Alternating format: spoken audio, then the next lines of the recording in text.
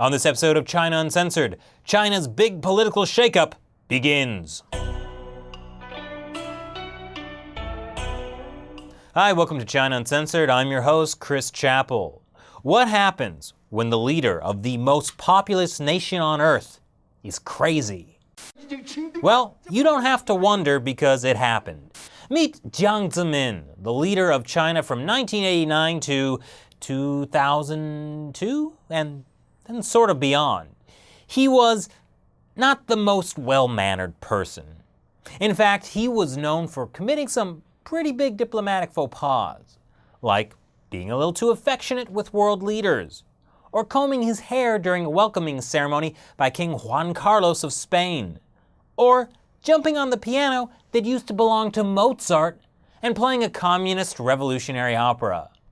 This kind of behavior didn't exactly endear Jiang to the Chinese public. They have a nickname for him, Ha Ha. No, they aren't laughing at him, they're calling him a toad. The word for toad in Chinese is hama, and well, some have noted a similarity.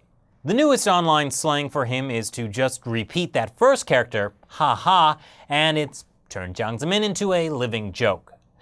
But it's not so much that Jiang is crazy as it is he's crazy.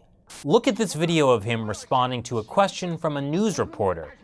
Jiang didn't like the question, which was about whether Jiang supported Hong Kong's chief executive, so he freaks out and accuses the reporter of being stupid. And that's him being nice, because he knows he's on camera. Until... So how does a guy like this get into power? The Tiananmen Square Massacre. In the first half of 1989, Jiang was a high-ranking official, but still third tier. But after expressing strong support for, shall we say, clearing the square of troublemakers, Jiang was promoted to the top tier. You see, after the guy who was supposed to be in that spot got purged for supporting those troublesome students, there was a bit of a power vacuum, and Jiang filled it with his ample visage. With that ray of sunshine as the start of his rule, his tenure went on to be marked by political infighting, massive corruption, and environmental degradation. Also genocide. Did I mention the genocide? Yeah, like Saddam Hussein levels of genocide. But why would anyone intentionally kill thousands, maybe millions of his own people? Because power. And Jiang loves power. In 1999, he found a great excuse to create a police state that would give him unlimited power. He took China's most popular meditation practice, Falun Gong, which was practiced by about 1 in every 12 Chinese, and made it illegal.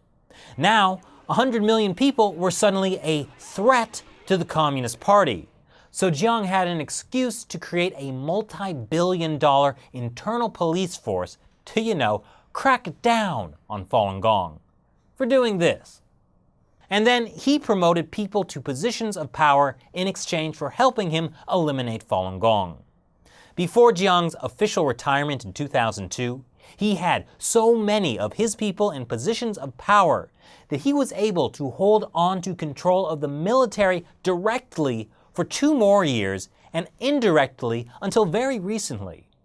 It would be like if Obama got elected in 2008, but George W. Bush still ran a government-funded paramilitary force and used it to arrest or kill American citizens who do yoga, because downward dog clearly subverts state power. Which brings us to today. The current Chinese leader, Xi Jinping, is trying to give off the image of a reformer with his anti-corruption campaign, but in reality, it's about removing his political enemies, those people Jiang Zemin put into positions of power, and maybe settling once and for all the question of who has the highest pants in China. It's Jiang, but not for much longer. Since Xi Jinping came to power in 2012, he's put away hundreds of officials with ties to Jiang. You know some of their names if you've been watching the show. So Wang Lijun leads to Bo Xilai, who leads to Zhou Yongkang. Who's next? And what's really tying them all together? Yes, finally, it seems Xi Jinping is directly going after Jiang Zemin, the top dog, or top toad, I suppose. Check out this quote from an August 10th article in the Communist Party's official mouthpiece, People's Daily. Read between the lines here. There are party leaders who, while they are still in power, name their trusted aides to take on key positions for the purpose of extending their influence in the future.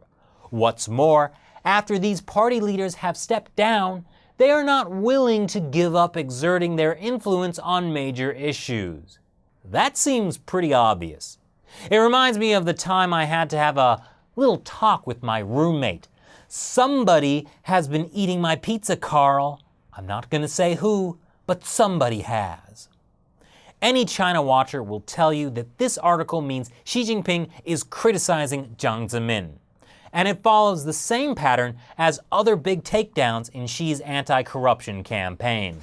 Let's see. Takedown second in command? Check. Criticism in state-run media? Check. Prominent calligraphy, possibly written by Jiang at an important school, conspicuously removed? Check. Now, there are even rumors that he's been placed under control, which means his movements have been restricted.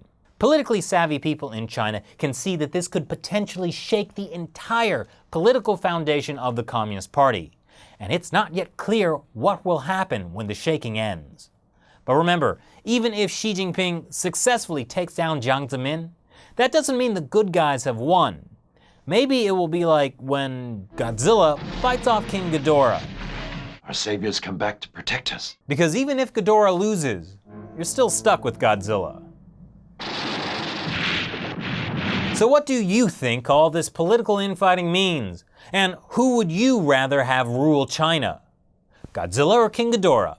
Leave your comments below. Once again, I'm Chris Chappell. See you next time. So when you hear about China hacking into the US government's computers, you might think it went down like this. They're through the fourth firewall. One left to lead access to our mainframe. But in reality, it went down something like this. It only took one government agency that had not taken the simple step of updating its server software to open the door to an unprecedented and alarming cyber attack believed to be by the government of China. Big money news out of China last week. China's central bank devalued its currency. Beijing's decision on Tuesday to slash its daily reference rate by 1.9% has triggered the yuan's biggest one-day loss against the dollar in more than 2 decades.